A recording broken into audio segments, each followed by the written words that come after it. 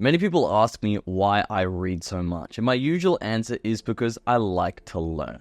Now, this is usually followed up by another question, which is, what do you like to learn about? Now, my favorite answer to this is everything.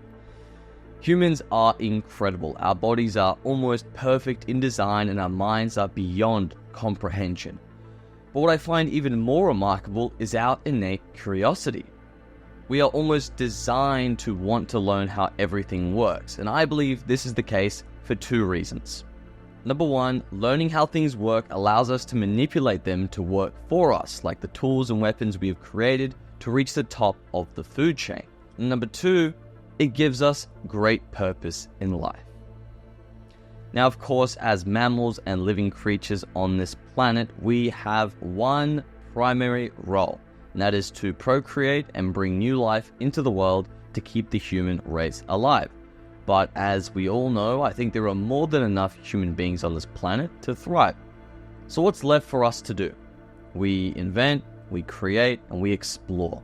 These activities give us life, and by design are what truly make us feel alive, striving for greater things in this world. In today's video, we will explore the single greatest force in the universe we know so far: curiosity. When I teach my study skills classes around Sydney, I notice something very interesting about my students. There are usually two kinds of students that I encounter. The really attentive students who are always listening to what I say, are usually very polite and really switched on. And then there are the inattentive students who couldn't care less about what I'm teaching them, tend to not listen, and are usually quite disrespectful and rude to me in one way or another. However, I don't think it's right to separate these students into categories of smart and dumb. I strongly believe that if I were to give an IQ test to each and every one of these students, that there would be a wide range of scores. But I also believe that there wouldn't be a direct correlation between IQ and the smart and dumb categories I created earlier. Some of the attentive students might have an average or lower IQ, while some of the inattentive students might have higher IQs. Why is this? How could the attentive students have a lower IQ than the inattentive ones? Well, I believe it's all due to curiosity. That curiosity fuels individuals with the dopamine, the motivation, and the drive required to accomplish extraordinary things. When someone said we were going to get to the moon, they were likely met with ridicule and disbelief. But eventually, we made it. The same goes for mobile phones. If you walked into NASA's headquarters when they made it to the moon for the first time in around 1950s and told them that their entire computing system would eventually fit in a pocket-sized notepad, they would have laughed at you. That's for sure. Curiosity has pushed the human race to incredible lengths and will continue to do so until the end of humanity. Unfortunately, curiosity cannot be forced onto everyone, and not everyone will be curious about the same topics. That's why there are these great advancements in every sector of life, from farming all the way to medicine.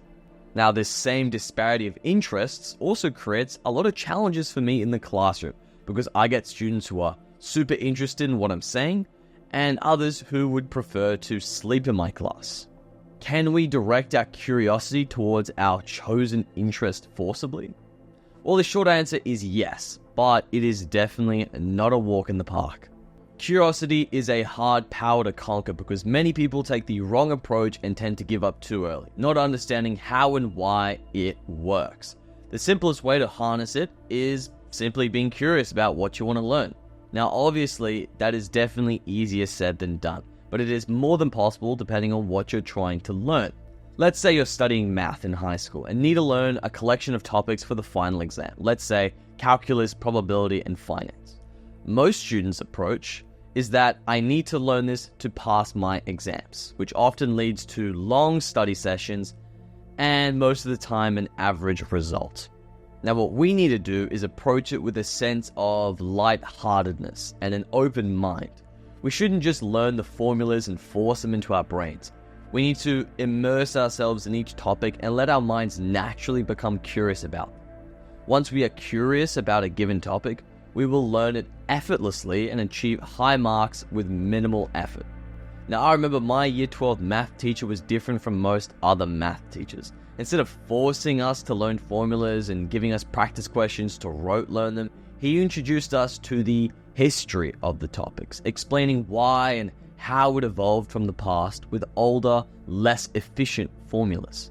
This approach made us more likely to become curious about the topic, enjoy it more, study better, which resulted in higher marks. Unfortunately, most math teachers are not like mine, so you will most likely need to guide yourself with that approach. Now, the best way to do this is with YouTube. There are hundreds, if not thousands, of videos introducing various topics with some history and, more importantly, real-life use cases for these formulas, okay? This approach transforms learning from a chore into a very enjoyable activity with a byproduct of getting good marks. Now, these two very different mindsets with different approaches to success, one requires minimal effort and comes naturally, while the other demands way more effort for the same, if not slightly lower result.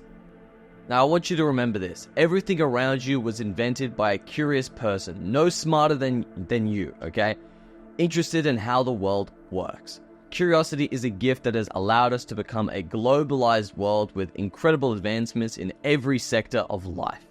Enjoy every moment of learning and the results will come natural.